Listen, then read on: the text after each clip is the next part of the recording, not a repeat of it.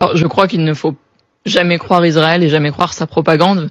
La France a annoncé un largage. La France va larguer vendredi 40 tonnes d'aide par parachute. 40 tonnes, c'est l'équivalent de 2 camions.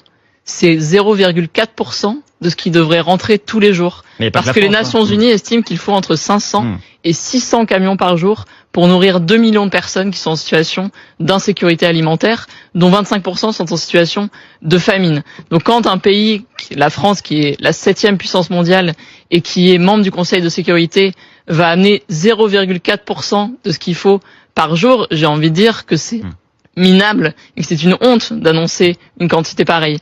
L'aide humanitaire... Vous avez entendu Jean-Noël Barrot qui dit c'est un début, et bien sûr c'est insuffisant, et des camions français avec de l'aide française sont toujours bloqués à la frontière côté égyptien, et la France demande à ce que ces camions puissent rentrer. C'est pour ça que la solution est politique et qu'il faut briser le blocus à la fois terrestre, maritime et aérien.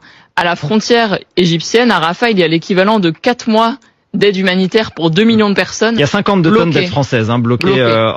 Voilà, il y a toujours 52 tonnes d'aide française, plus... et 52 tonnes, c'est rien. C'est donc 0,5% de ce qu'il faut tous les jours. Et la solution est politique. On peut pas, en permanence, mettre des pansements en disant nous amenons une aide humanitaire dérisoire, alors que pendant ce temps, la France ne met pas en place d'embargo sur les armes. Elle n'a toujours pas reconnu l'État de Palestine, alors qu'elle pourrait le faire immédiatement. Elle n'a mis en place aucune sanction économique, financière ou diplomatique à l'encontre d'Israël.